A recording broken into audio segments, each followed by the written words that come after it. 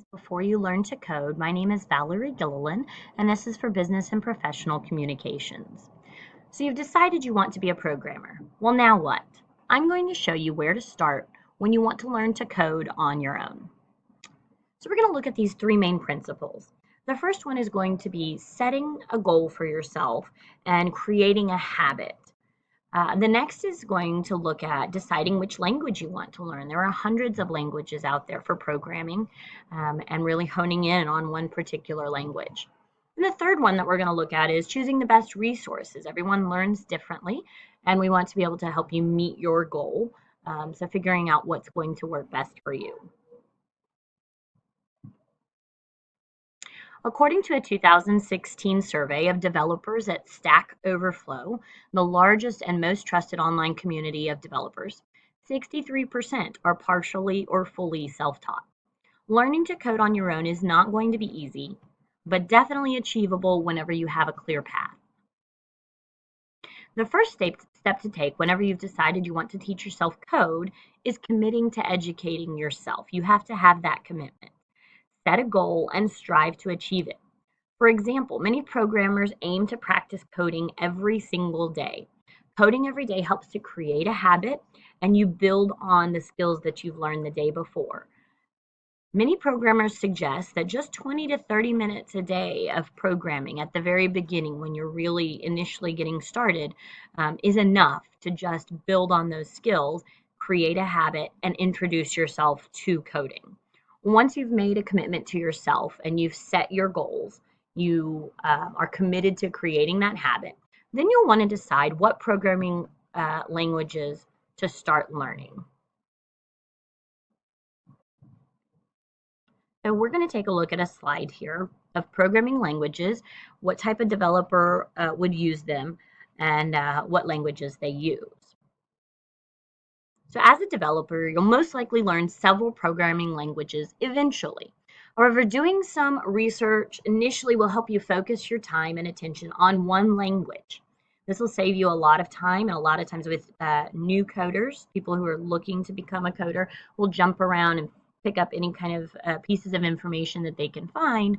What you really should do is decide what's going to be best for you by doing a lot of research before and picking the language. Consider what type of programming job you would like to have.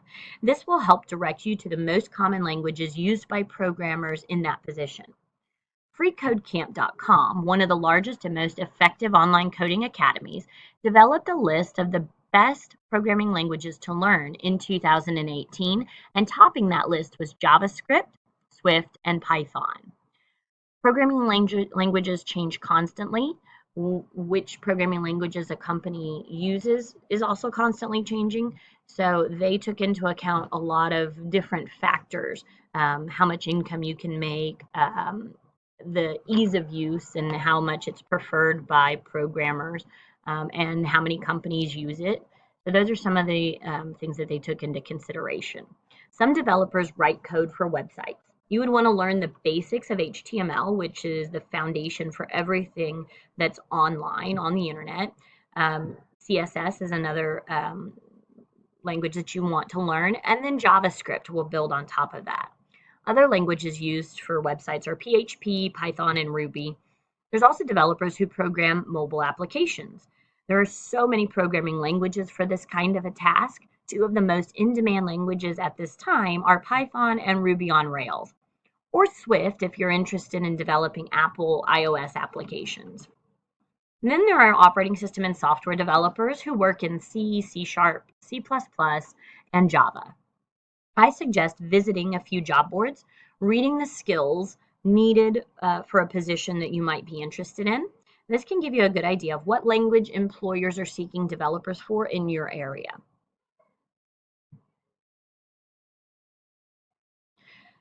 And lastly, there are many free and low-cost resources to learn the programming language that you've decided on. There are more resources out there than ever, and many are free or have a low cost. Forbes compiled a list of the top 10 websites in 2010 to learn coding from and to learn it for free. Their top 3 picks were number 1, Codecademy, number 2, Free Code Camp, and number 3, Code Wars. Website academies such as these and others are great tools for beginners to jump into learning a language. They offer an abundance of course options and practice problems as well.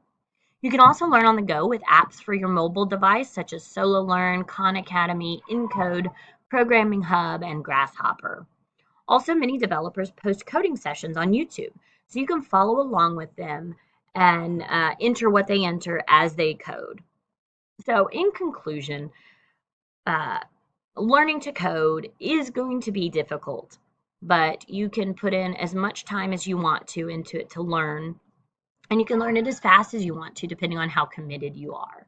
So you'll just need to make sure you have a path, make that commitment to yourself, choose a language, and then find the best resources that work for you. Thank you very much.